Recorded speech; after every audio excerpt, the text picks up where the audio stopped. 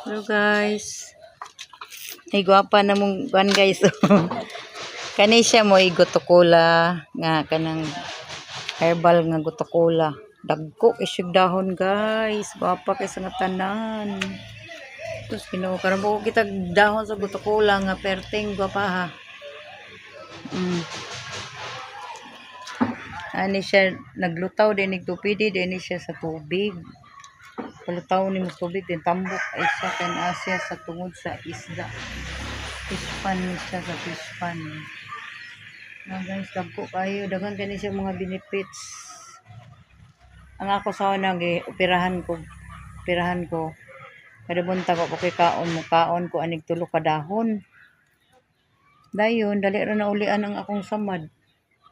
Kanira kung karon kada buntag within 2 months. 300 sa akong samad, wala na ko inom-inom og mga antibiotic kung sa pay maka wala sa samad, makauwat.